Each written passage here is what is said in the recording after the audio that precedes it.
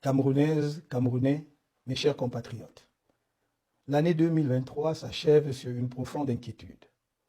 Le Cameroun, qui n'est plus gouverné depuis longtemps déjà, est entré dans une phase de délitement. Plusieurs signaux, tant politiques, sécuritaires que socio-économiques et financiers, font craindre pour l'avenir de notre pays. Ceux qui ont réduit la direction du pays à la répression aveugle et haineuse sont manifestement dépassés et réduits à bricoler des solutions de survie politique. 41 ans d'errement, ça use les cerveaux et les esprits, même les plus brillants. Tout montre qu'il n'y a plus un commandant à bord du navire Cameroun et que seules des factions se servent des leviers de l'État au service de leurs propres ambitions. Chacun peut le constater. Pas un seul Conseil des ministres depuis bientôt 5 ans. Fausse signature du président de la République. Cacophonie gouvernementale.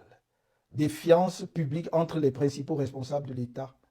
Institutionnalisation du faux et des actes apocryphes au cœur de l'État et même dans un domaine sensible comme celui de la justice.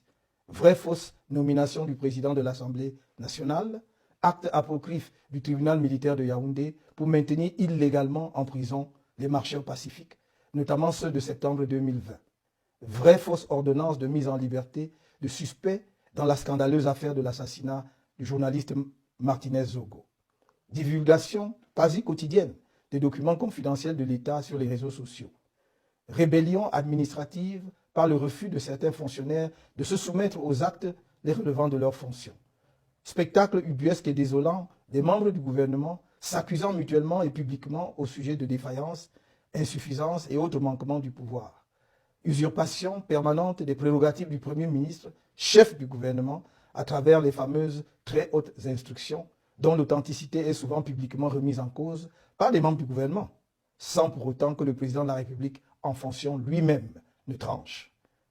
Humilié, parfois publiquement, par des membres de ce qui est supposé être son équipe gouvernementale, le Premier ministre tente de s'occuper comme il peut, par l'inauguration en grande pompe d'un lycée à Bogo, dans la région de l'extrême nord, pendant que le pays, dont il est censé coordonner les actions de développement au niveau national, tombe en décrépitude. De tous les pays producteurs de pétrole en Afrique, le Cameroun est celui qui pratique les prix les plus élevés à la pompe, avec un taux d'imposition de plus de 200%. Le pouvoir en place estime que ces prélèvements sur les produits pétroliers ne sont pas assez et qualifie de subventions les revenus qu'il aurait dû percevoir à la suite de nouvelles augmentations des impôts et taxes sur ces produits. Au regard du comportement du marché international du pétrole, il faut craindre une nouvelle hausse des prix sur les produits pétroliers en 2024. Le pouvoir en place est désemparé face aux caisses publiques vides et à une dette publique de plus en plus insoutenable parce que l'argent emprunté à un taux d'intérêt de plus en plus élevé est dilapidé dans la gabegie, absorbé par les détournements pathologiques des fonds publics et des investissements défiant le bon sens. Ce pouvoir incompétent, qui choisit toujours les solutions de facilité, n'a pas trouvé mieux que de construire à coups de milliards des péages sur des routes inexistantes, alors qu'ailleurs, les péages font partie des infrastructures normales d'accompagnement des autoroutes.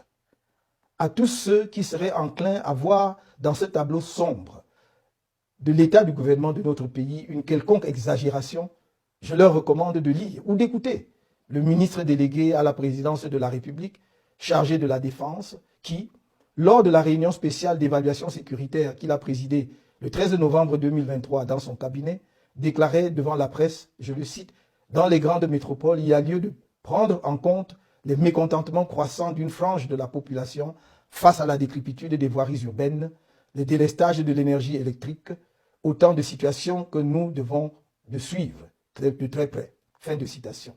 Cette déclaration laisse songeur lorsqu'on sait que des marcheurs pacifiques du MRC sont encore en prison, et pour longtemps, simplement pour avoir essayé pacifiquement, à travers des manifestations publiques légalement déclarées et non interdites selon la loi, d'alerter les autorités et l'opinion publique sur quelques dysfonctionnements dans la gestion du Cameroun.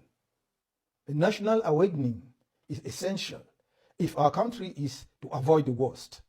Regarding the fratricidal conflict that has been going on for 7 years in the English-speaking regions of the country, the reality at the end of 2023 is that civil war is still claiming victims, despite the triumphant declarations of those who have chosen the military option to settle the conflict.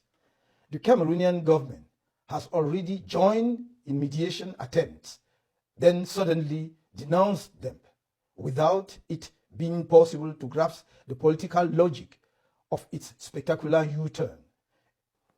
It is as if they were simply maneuvers to lull the international community into complacency and buy time by sticking to its initial military option, which it has never changed.